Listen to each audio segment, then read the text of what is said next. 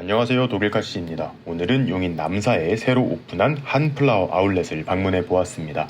아직까지는 가오픈 상태라고 해요. 이게 하우스 옆에 4층짜리 굉장히 큰 건물이 들어서고 있는데 나중에는 이곳과 연계를 해서 복합 식물센터 같은 느낌으로 멋지게 다시 오픈을 한다고 합니다. 그래서 오늘은 일단 한플라워에 어떤 식물들이 있는지 투어를 해보려고 해요. 그리고 제가 요즘에는 영상 왼쪽 윗편에다가 식물 이름도 알려드리고요. 그리고 더보기란과 고정 댓글에 숫자를 이용해서 지금 어떤 식물을 소개하고 있는지 챕터를 나눠뒀어요.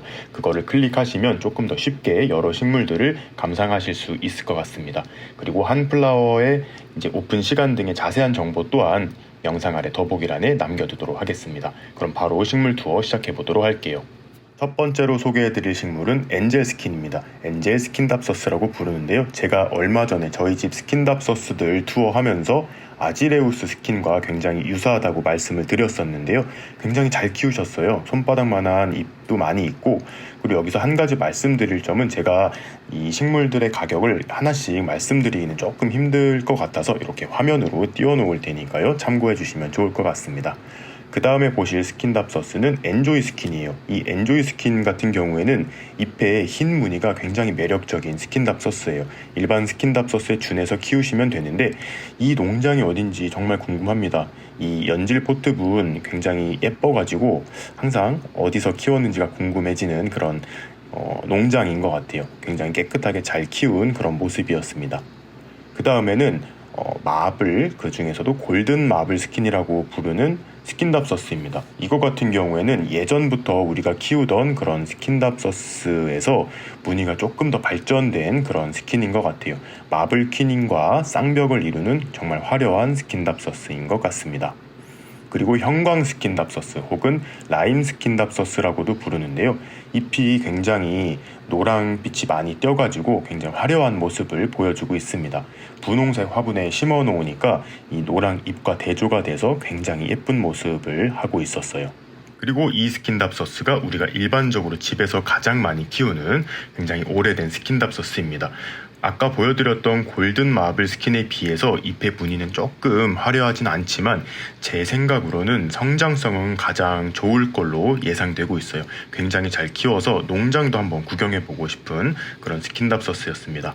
그리고 이제 칼라데아로 한번 넘어가 볼게요. 이거는 마코야나라고 부르는 칼라데아인데요. 기본적으로 칼라데아들은 잎이 굉장히 화려합니다. 그래서 이 칼라데아 좋아하시는 분들은 정말 품종별로 수집을 많이 하실 정도로 굉장히 인기가 좋은데요. 지금 보고 계시는 이 마코야나 같은 경우에도 잎에 호피무늬 비슷하게 점박이가 들어가 있고 잎에 광이 나서 굉장히 사랑받는 그런 칼라데아들 중 하나예요. 그리고 지금 보시는 이 칼라데아는 아마그리스라고 부르는데요. 잎이 일반적인 칼라데아들에 비해서 살짝 폭이 좁고 대신에 잎의 색감이 굉장히 예쁩니다. 잎의 무늬는 많이 있진 않지만 색감이 굉장히 라임색 아니면 옥색 같은 제가 좋아하는 색깔이 들어가가지고 굉장히 예쁜 것 같아요. 이 칼라데아 같은 경우는 여러분들도 많이 보셨을 거예요. 오나타라고 부르는 칼라데아인데요.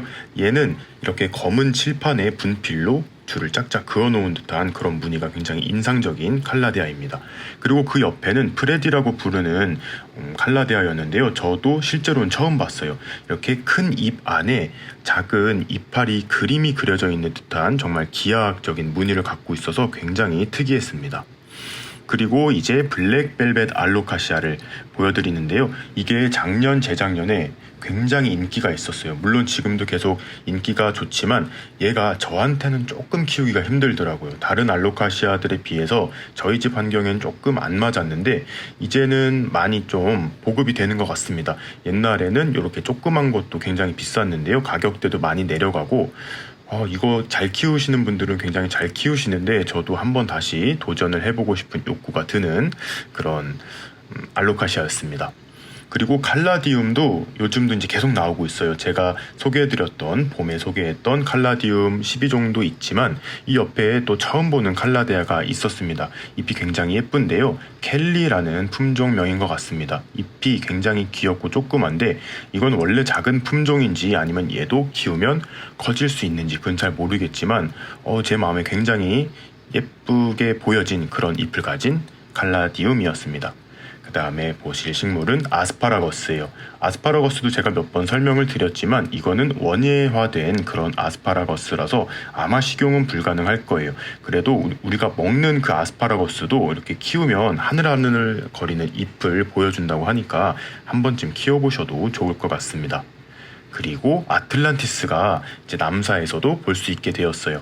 굉장히 예쁘죠. 이거 같은 경우에는 이제 적심을 해가지고 조금 더 다글다글하게 이렇게 만들어진 것 같습니다. 가격대도 굉장히 좋고 노지 월동이 가능하니까 저는 지금 홍천에서 잘 키우고 있잖아요. 밖에다가도 한번 심어보시면 굉장히 좋을 것 같아요. 그리고 무늬율마입니다. 무늬율마인데 무늬가 아니라 약간 희끗희끗한 이렇게 눈송이가 내려앉은 듯한 그런 율마예요. 그래서 이름도 눈꽃 율마라고 이렇게 이름표에는 붙여준 것 같습니다. 이것도 삽목도 잘 되고 한다고 하니까 한 번쯤 도전해보면 좋을 것 같아요. 그리고 극락조입니다. 이 극락조는 근데 저희가 보던 극락조와는 조금 다른 극락조예요. 잎이 좀 작은 극락조인데요. 요거 같은 경우에는 잎이 잘 떨어집니다. 그래서 이렇게 잎자루만 있는 게 매력으로 보시면 될 것 같고 이 옆에 꽃이 핀 게 하나가 있었습니다. 그래가지고 이 극락조 꽃도 한번 담아 봤는데요. 바로 공개를 해보도록 하겠습니다. 이거는 꽃봉오리고요. 이제 전시용이에요. 꽃이 피어서 판매는 안 하는 것 같은데 정말 예쁘죠. 한 3일 전에만 왔어도 굉장히 깨끗한 상태의 꽃을 볼 수 있었을 것 같은데 조금 아쉬웠어요. 이제 확실히 여름이 다 끝난 것 같습니다. 이제 국화도 슬슬 보이기 시작을 하는데요. 이렇게 여러 가지 색상의 국화를 한 화분에 심어서 판매를 하고 있었습니다. 저는 이 흰색 국화를 굉장히 좋아해서 흰색만 있었으면 진짜 하나 사올 뻔했습니다. 이번엔 국화도 한번 도전해 볼 거예요. 그리고 이건 풍접초인데 이거 시골에서 이렇게 강변이라든지 이렇게 길에 많이 심어져 있는 그런 들꽃이라고 볼 수 있는데요. 요거는 씨앗을 심어서 가을에 이제 꽃을 구경하는 건데 이렇게 씨앗 파종에 실패하신 분들은 요런 거 갖다가 심어 놓으셔도 좋을 것 같습니다. 그리고 이거는 나비수국인데요. 정확히 말하자면 이거는 수국은 아니에요. 학명은 전혀 다른데 이렇게 꽃이 이렇게 나비를 담고 얘도 물을 좋아해서 그런지 이름, 유통명은 나비수국이라고 이렇게 적혀져 있습니다. 정확한 학명이 수국과는 아니라서 저는 모으지는 않았어요. 그리고 이제 파인애플들 한번 보도록 하겠습니다. 이거 미니 파인애플인 것 같기도 하고 이 원예화된 파인애플 중에서도 품종이 좀 여러 가지인 것 같은데요. 이렇게 굉장히 조그만 파인애플이 달린 애들도 있고 정말 가격도 조금 다양했습니다. 지금 보시는 이 파인애플 같은 경우에는 가격이 조금 더 쌌는데 이렇게 목대가 좀 길게 올라와서 이 파인애플들이 이렇게 막 달려 있어서 굉장히 귀여운 그런 모습이었습니다. 옆으로 좀 퍼져가지고 공간에 제약이 있어서 전 아직 키워보지는 못했어요. 그리고 이거는 천사의 나팔인데요. 제가 얼핏 듣기로는 이거는 뭐 악마의 나팔이라고 부르시는 분들도 계시더라고요. 잎의 색깔도 조금 어둡고 꽃도 일반 천사의 나팔은 노란색인데 비해서 얘는 약간 자색을 좀 띠고 있어서 그런 이름이 붙여진 것 같습니다. 얘는 일반 천사의 나팔보다 조금 크기는 작은 것 같아요. 그리고 마삭줄, 이거 좋아하시는 분들 굉장히 많으신데요. 이거는 오색 마삭줄입니다. 흰색이 많이 들어가서 굉장히 화려한 모습인데 이렇게 굉장히 풍성하게 거리 화분에 이렇게 키워두신 것을 보실 수가 있어요. 이렇게 작은 포트로 시작을 해서 크게 키우는 것도 재미이니까요. 이런 작은 것도 한번 도전해 보시면 좋을 것 같고 옆에는 이제 황금 마삭줄이 있습니다. 아까 오색 마삭줄에 비해서 저는 얘가 조금 더 마음에 들었어요. 노랑 무늬가 저 마음에는 조금 더 들었는데 이것도 이렇게 조그만한 거 키우시면 좋을 것 같습니다. 가격은 오색 마삭줄이랑 똑같았어요. 그리고 피어리스입니다. 이거는 외목대로 키우기 굉장히 좋고 일단 초보자분들도 이렇게 동글동글하게 키우기가 쉬운 그런 나무라고 보시면 되는데요. 이렇게 외목대로 잘 키워놨습니다. 이거 같은 경우에는 일단 이렇게 외목대로 잘 만들어져 있어가지고 집에서 이제 가지치기만 조금씩 잘 해줘도 모양을 잘 잡으실 수가 있을 거예요.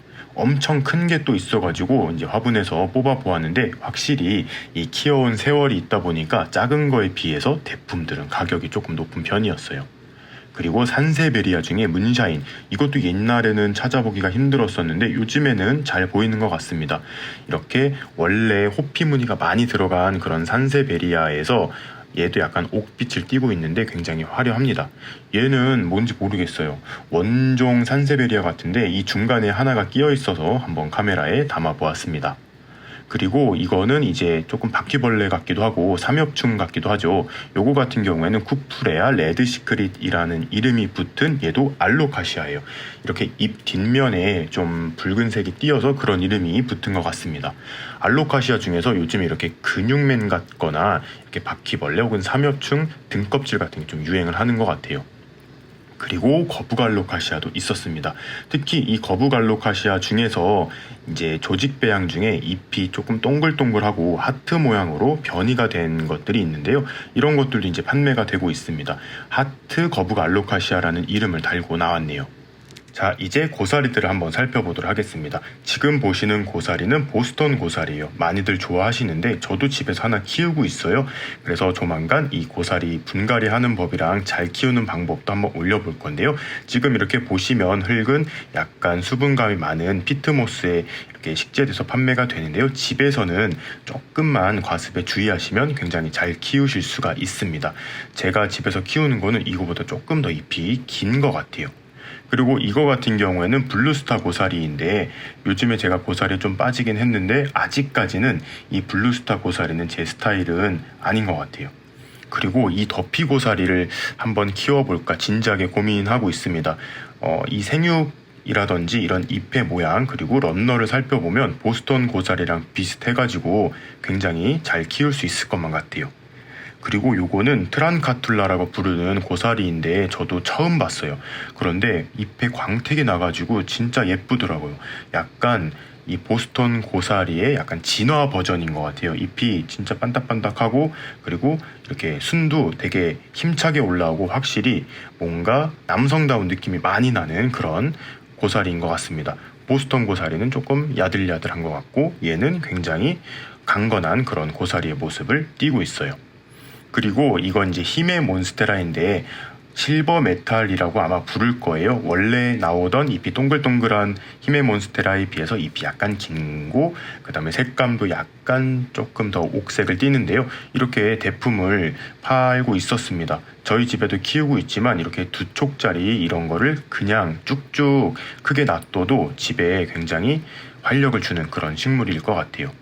그 다음에 휘커스 움베르타, 요것도 약간 고무나무의 한 종류인데요. 요것도 집에 공간이 되면 꼭 한번 키워보고 싶은 그런 식물이에요. 이렇게 작은 애들도 있고 여기엔 이제 굉장히 다양한 크기가 있었는데요. 한번 살펴보도록 하겠습니다.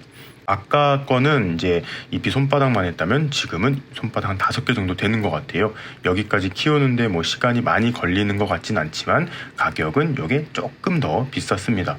그리고 이 휘커스 움베르타 같은 경우에도 굉장히 굵은 목대로도 판매가 되더라고요. 지금 보시는 요게 이제 휘커스 움베르타의 목대를 수입을 해서 이렇게 키워서 판매를 하는 것 같습니다. 처음에 멀리서 보고는 이거 그냥 뭐 포도나무인가 그렇게 생각을 했었어요. 이게 잔가지가 많다 보니까 이파리 사이즈는 조금 작지만 굉장히 멋있었습니다. 가격표는 초점이 안 맞아서 한 1초 등장하니까 빨리 확인하시고요. 그 다음에 호야입니다. 이 호야도 요즘에 많은 그런 식물 아울렛 가보면은 판매가 되고 있어요. 정말 대품인데 이렇게 꽃도 피어 있고 향기도 굉장히 좋았습니다. 이것도 이제 베란다에 공간만 된다면 하나 키워보고 싶은 그런 정말 대품의 호야입니다. 가격이 궁금해서 한번 살펴보았는데요. 이름에는 폭포호야라고 쓰여 있습니다. 이렇게 멋지게 위까지 올려서 폭포처럼 쏟아지게끔 키워서 그렇게 유통명을 붙이신 것 같아요. 그리고 행운목이 있습니다. 이 행운목 같은 경우에도 이런 굵은 나무를 토막을 내서 수경으로 해서 키울 수가 있는데요. 이렇게 무늬가 있는 것도 있고 무늬가 없는 것도 있습니다.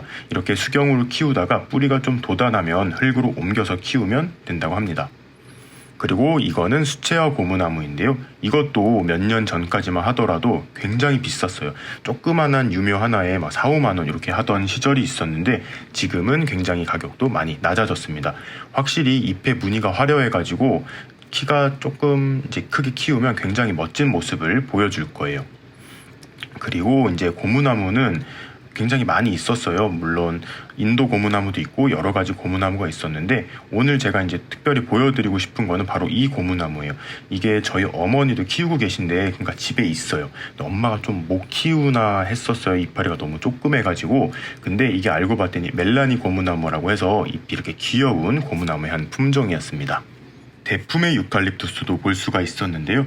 이 유칼립투스 같은 경우에는 죽었을 때 이 살아있는 모습을 조금 하고 있어서 죽었는지 살았는지 이걸 가늠하기가 좀 힘들다는 얘기를 들어서 저도 아직은 도전하지 못하고 있는 식물입니다. 이렇게 에어포트에 식재가 되어 있는 대품의 유칼립투스였어요. 목대도 굉장히 굵고 잘 성장한 상태였습니다. 그리고 이거는 사막의 장미라고 부르는 그런 애칭을 가지고 있는 석화예요. 이거 같은 경우에는 외국에서 굉장히 인기가 있고 정말 외국의 이 마니아 분들은 정말 색색별로 다양하게 키우고 계신데 이거를 이제 근상이라고 해서 뿌리를 좀 드러내서 굉장히 멋있게 키우기도 하는 그런 식물입니다. 그리고 이거는 꽃땡강인데 저는 꽃땡강을 그렇게 좋아하지는 않았는데 오늘 조금 좋아졌어요. 왜냐하면 향기가 굉장히 좋았습니다. 확실히 꽃이 많고 그래서 그런지 향기가 진짜 이 근방에만 가도 너무 좋았어요. 이게 조그만 포트만 팔면 이건 아마 제가 알기로는 노지 활동이 된다고 알고 있어서 홍천 정원에도 한번 심어보고 싶은 그런 식물이었습니다. 그리고 남천도 사실 제가 그렇게 좋아하는 식물은 아니었어요. 남부지방에서는 월동이 되지만 이게 좀 중부지방에서는 힘들다는 말을 들어서 저도 아직 키우지는 않았는데 요즘에는 이렇게 좀 신품종의 남천들도 많이 나왔다고 합니다. 잎이 점점 시간이 지나면서 초록색을 띠고 처음에는 이렇게 붉은 잎을 내가지고 굉장히 멋있는 모습을 하고 있었어요. 그리고 꽃기린도 저도 좀 그렇게 키워보고 싶은 마음은 안 드는 식물이었어요. 왜냐면 꼭 선인장 같이 가시가 많이 있었는데 요즘에는 이 가시 없는 꽃기린이 또 있다고 해가지고 조금 관심을 갖게 된 그런 식물입니다. 그리고 아악무라는 식물이에요. 이 아악무 같은 경우에는 제가 예전에는 미니 염자가 아닌가 이렇게 생각을 했었는데 아악무라는 이름을 가지고 있고 이렇게 일반적으로 녹색과 흰색이 있는 게 있고 이런 식으로 무늬가 있는 게 있습니다. 가격은 무늬종이 조금 더 비쌌어요. 그리고 매장에는 이렇게 완성품의 화분을 또 구매를 하실 수가 있습니다.